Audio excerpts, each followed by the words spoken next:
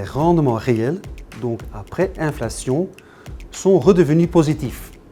C'est un changement majeur et ça n'a pas été le cas depuis longtemps. Depuis plus d'un an, les courbes de taux aux États-Unis et en Europe sont revenues à une situation plus normale. La normalisation de la courbe des taux va-t-elle se poursuivre et quel est l'impact potentiel pour les investisseurs? C'est plutôt une bonne nouvelle, car accepter une durée plus longue sur les obligations est à nouveau rémunéré. On obtient donc un rendement supplémentaire pour ce risque.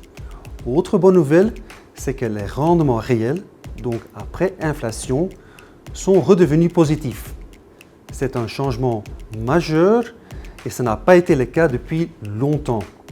Nous pensons que cette normalisation va se poursuivre avec les taux longs qui vont rester proches de leur niveau actuel et les taux courts qui pourraient diminuer encore un peu, surtout aux États-Unis, suite au cycle de baisse des taux de la Fed.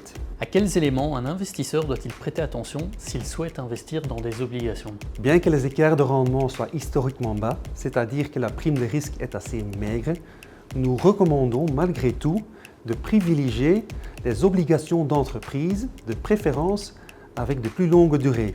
De cette façon-là, l'investisseur capte une prime pour la durée et il capte une prime pour le risque émetteur. Mais avec les spreads si étroits, il vaut mieux réduire le risque au minimum. C'est pourquoi nous privilégions les obligations d'entreprise de qualité, type investment grade, plutôt que les obligations plus spéculatives du style du high yield.